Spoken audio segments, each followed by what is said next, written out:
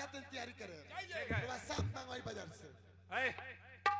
बुलाओ बुलाओ दरबान को।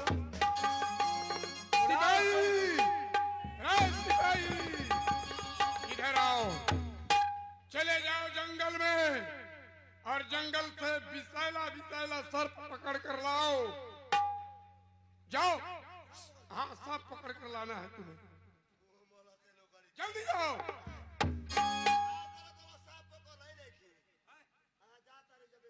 सुन, सांप पकड़ कर लाके भाभी श्री को दे देना, उसी का मछली बनेगा, बासमती चावल का भात बनेगा। प्रताप सिंह खाएगा, खाते ही उसका राम नाम सत्य हो जाएगा। छोटे भाई खाटम जी चलो।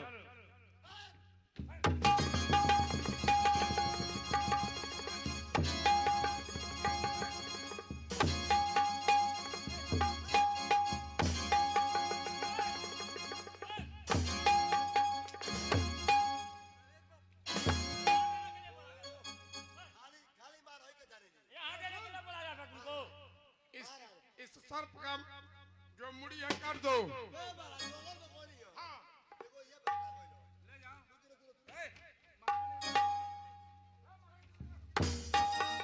ले जाओ महल में, भाभी को दे देना, इसी का मछली बनेगा। जाओ, हाँ जाओ, जाओ जल्दी जाओ। आगे बढ़ाओ। हाँ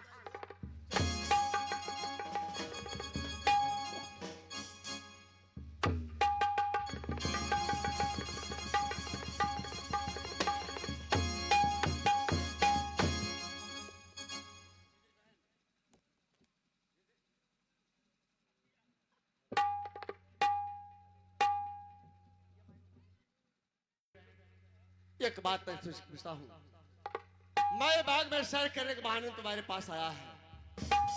हमारे सारे लोग सातों भाई घाटम भोजन का प्रबंध किए हैं, बारात निकालना है। मैं जानता हूँ कि हो सकता है कि मेरे साथ वो कब धोखा कर दे, कोई निश्चित नहीं। आगे क्या जुक्ति रखे हैं मुझे बतलाओ, बतलाओ बहन, बतलाओ। बोल बहन, मैं तुझसे पूछ रहा हूँ, बतलाओ कि सातों भाई घाटम मेरे लिए क्या जुक्ति रचे हैं। भैया ये बड़ी बड़ी खतरनाक बात है भैया। भैया ये बड़ी और सचेत रह पड़ी तारा भैया। तोर सातू भाई घाटम जो तोर साले साहब वालो ये अपना आदत से बाज नहीं ले भैया। एक जगह तू ये लोग को धोखा से पछाड़ दे हो, ये हुआ तेरे संग धोखा हो खेला भैया।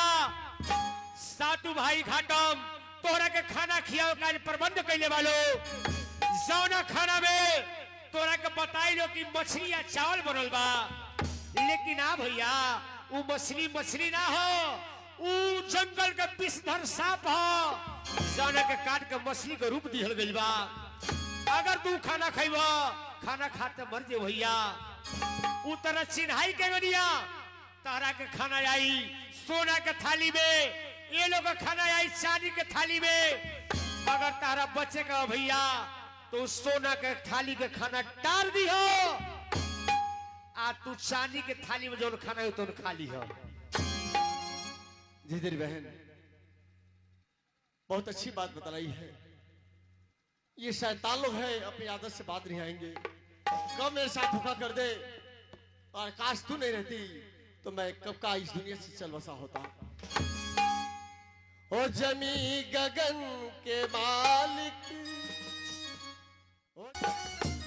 भैया क्या है? सिपाही को बुलाकर पूछा जाए कि भोजन तैयार है कि नहीं तैयार है। बुलाओ दरबान को। सिपाही भोजन तैयार हो गया है। हाँ भोजन तैयार हो गया है। हाँ भोजन तैयार बा। भोजन तैयार तो जाओ, मेरे जीजा जी को बुला कर लाओ, जाओ। अरे भैया क्या बात है? बारात निकालनी है समय से, अभी तक बाराती लोग भोजन नहीं किए, आप लोग भोजन नहीं किए। बारात के चक्कर में क्यों पड़े हैं? पहले भोजन कीजिए, उसके बाद बारात मिलेगी। भोजन बढ़ गया है तो चलिए चलिए बैठा जाए, चलिए।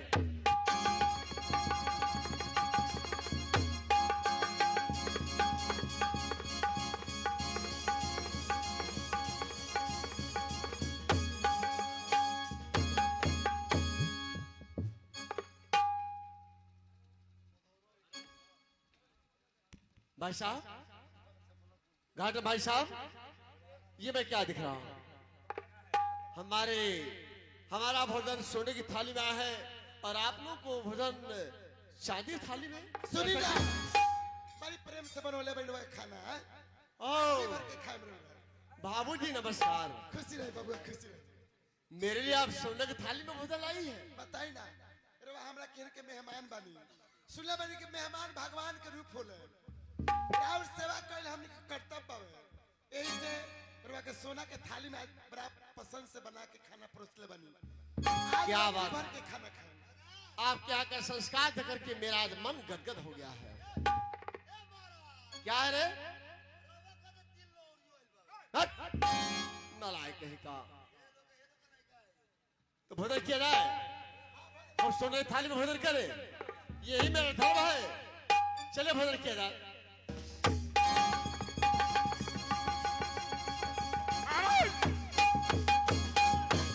क्या है? आप बार बार हम लोगों का अपमान किए जा रहे हैं। क्या बात है भाई? चलिए, आप लोग खड़े क्यों हो गए? भोजन कीजिए। ये हमारे यहाँ आने के बाद ये आपको शोभा दे रहा है कि सोने की थाली में आपको भोजन मिला था, हम लोग चांदी की थाली में, और चांदी की थाली में भोजन करना शुरू कर दिए। घाटम भैया, आप हमसे बड़े हैं, आप ही बताइए कि आपका अपमान मैं कैसे बर्दाश्त कर सकता हूँ? ठीक है, सुनिए, ऐ द्वारपाल, इधर आओ, इधर आओ। यार, इतना अच्छा भोजन मिला है यहाँ कि मेरा मन गदगद हो गया है। एक बात मैं तुझे कहूँ, सुनो, देखा जाए कि दरवाजे पे कितनी गाड़ियाँ, कितने घोड़ा, कितने हाथी लोग वाले आए हैं। हम लोगों को बारात को संभालना है ना। अरे मेहमान वो आते यही ना काम करते हैं।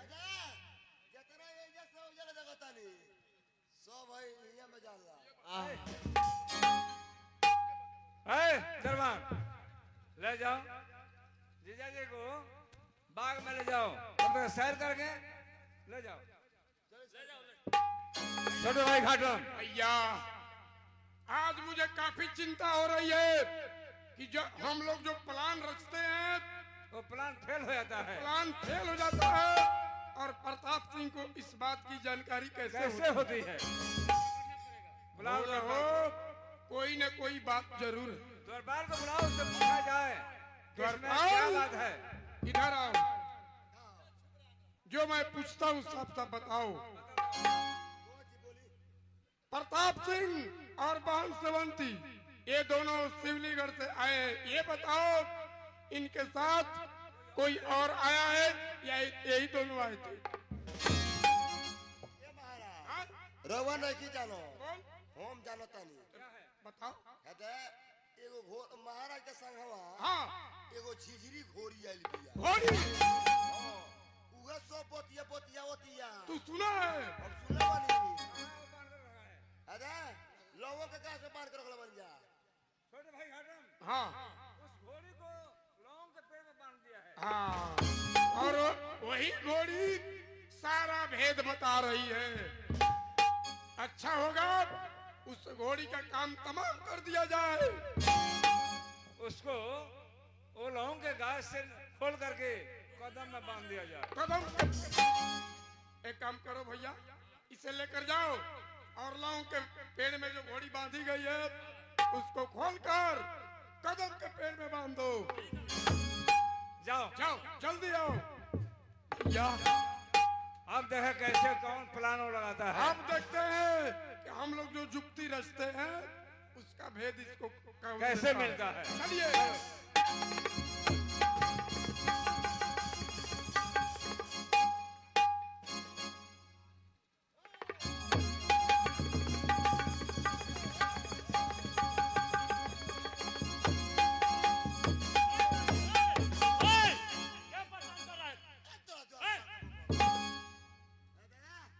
क्या पसंद कर रहा है उसको? काके पोछेली बोल बरू। चलो चलो आजा। तारा के 9 महीना पर खाना 3 महीना। बोलो यार ये लात रहा तरू। देर गोर में जगह पोछिए मोर। इसको खोल। ओए, इधर आ। इसको स्पेस से खोल के कदम के घास में बांध दे, चल। काम पर रोक नहीं ना। ना पकड़, लेके चल।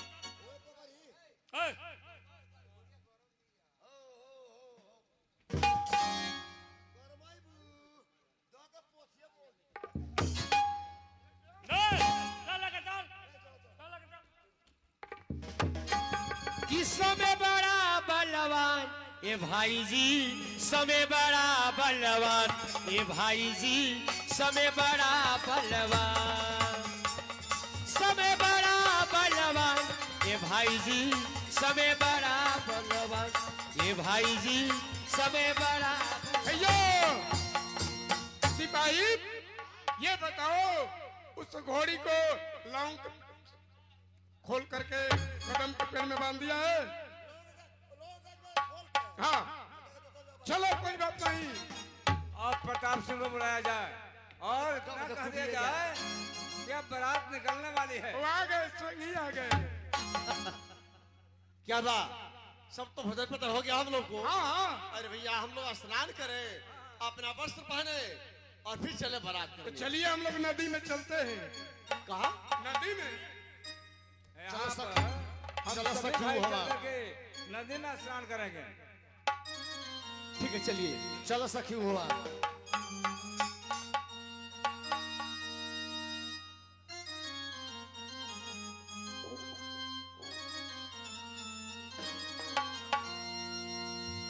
अरे चल सखी हवा,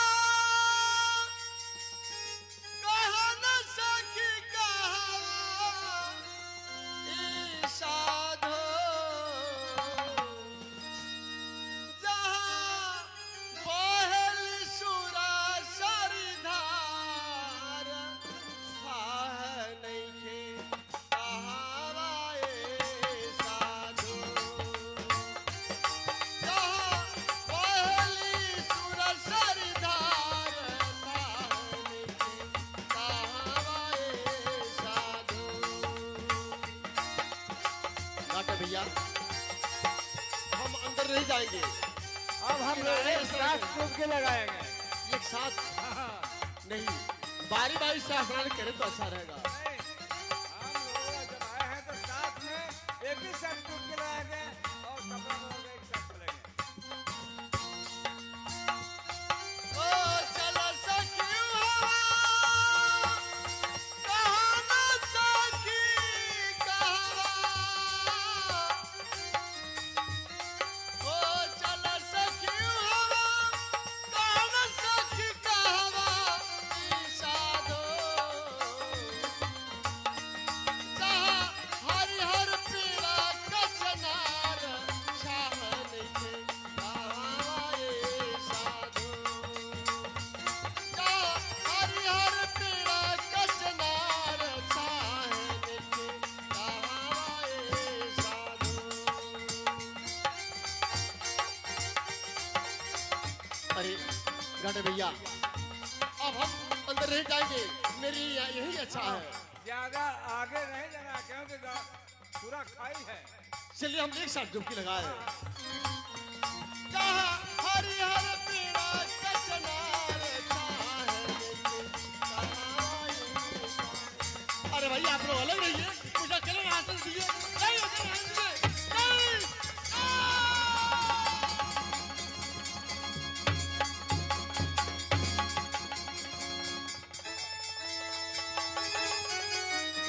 छोटे भाई घाटम और अपना पहुरे के दाब का मुंह आ दियो लो। खड़ा करेगा। कसाई हथियार कहे के। बताई रो लोग तो कसाई हथियार पापी पपीटी कहे के। ई बताई राउर पहुरे तो मोर गइले। अब रो लोग के बहनिया के राखी की। दीजिए भैया हाथ में हंटर हमको दीजिए, दीजिए हमको। क्या बोला है तू? उठ जल्दी उठ। राउर पहुरे मोरिया गइले। अब रो बहनिया के राखी की। शैतान तुम्हारा भी जान ले लूंगा। अरे जाने होता भाई बाबू। चल लाश उठाओ उठाओ। और ले चल के 1000 फीट खाई में फेंक दो। हाँ फेंक दो। चल।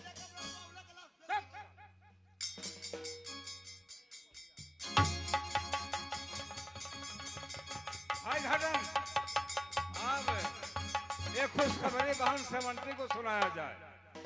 पहले सुनेगी बहुत खुश होगी। बहुत खुश होगी।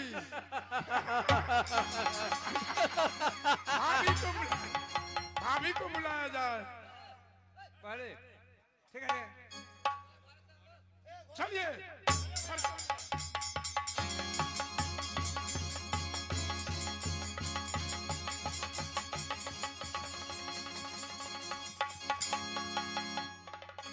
बबनी भाभी का जी चली खाली चली कुछ खा ली।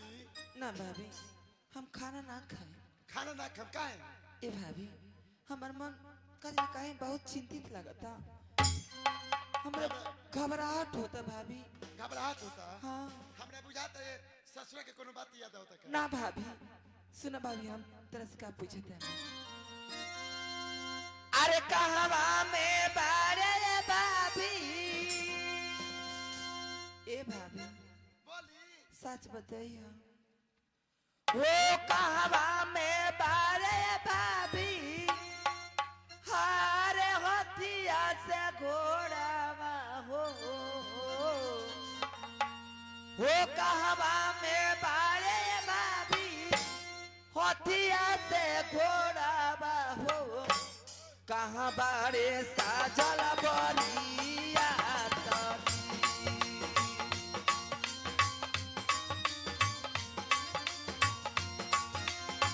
सच साचे हलिया भाभी हमसे बताइबू हो।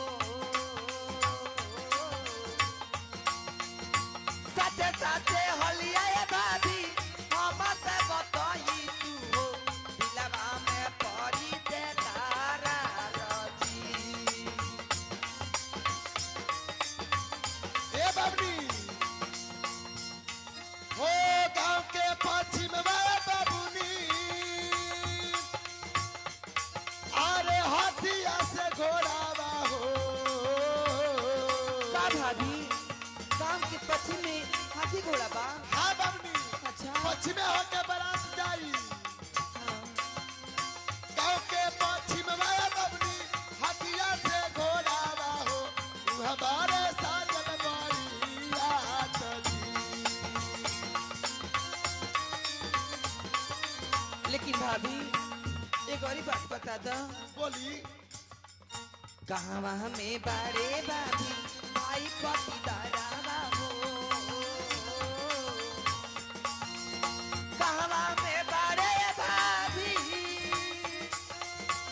आरे भाई पतिदारा हो। कहाँ में बारे भाभी भाई पतिदारा हो। कहाँ बारे गौवा के लोग जी। भाभी ए बबनी गांव के लोग नहीं खेलब कर अपन भाई पटार क्यों नहीं खेलब कर। रउआ घबरेला के जरूरत नहीं है। काहे इतना घबरात नहीं? देखी सब लोग कपड़ा अपना पहन के तैयार होता है। सब लोग आंगन में बा हो बिचले आंगन में बबनी अरे भाई पतिदारा हो। बीचे आंगन में बबनी भाई पतिदारा हो हमारे गाँव के लोग जी। ए भाभी गांव के लोग तो आंगन में बा लेकिन एक और ही बात बता दे भाभी। का कहाँ में बारे भाभी सातों भाई घाटा मावा हो। कहाँ में बारे भाभी आरे सातों भाई घाटा मावाए भाभी। कहाँ में बारे भाभी सातों भाई घाटा मावा हो। कहाँ बानी सैया जी हमारा भी। भाभी सातों भाई घाटम कहाँ बैलू हमार सैया जी कहाँ बानी। अरे सब कुछ समय से आ जाई। हाँ इतना घबरेला के जरूरत नहीं है। महाराज उपस्थित हो गई। राज भैया आ गई नी। भैया